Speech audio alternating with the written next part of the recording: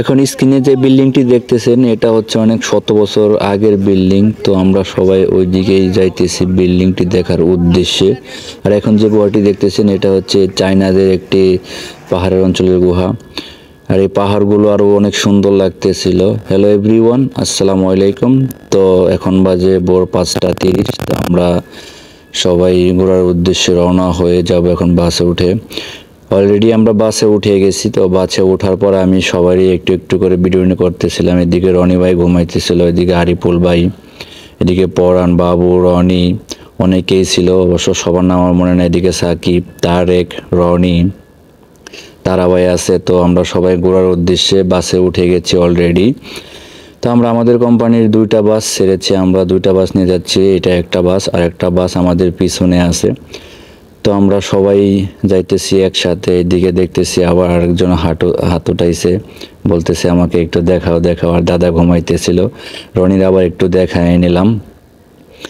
তো সবাই একসাথে যাওয়ার মজাটাই আলাদা। এটা হচ্ছে ঈদের পরের দিন আমরা যাইতেছি হলো ইপু। তো আশা করি সবাই পুরো ভিডিওটি দেখলে বুঝতে পারবেন আমরা কোথায় যাই, কি করি এবং কত দূর যাই।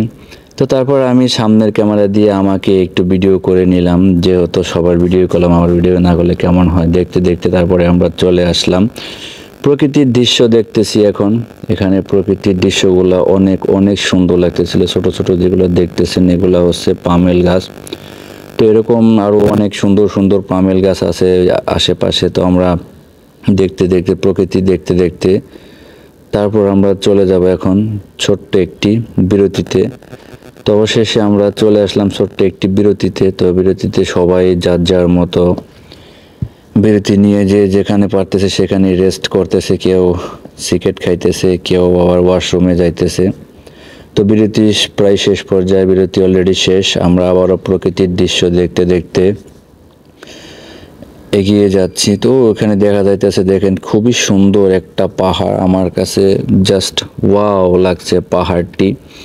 তো আর এরকম আশেপাশে অনেক পাহাড় আছে। তো আমরা যেই জায়গায় যাইতেছি এই এরিয়াটাই পাহাড় অঞ্চলের এরিয়া। তো আমরা মূলত আজকে পাহাড় অঞ্চলের এদিকে ঘুরতে যাইতেছি।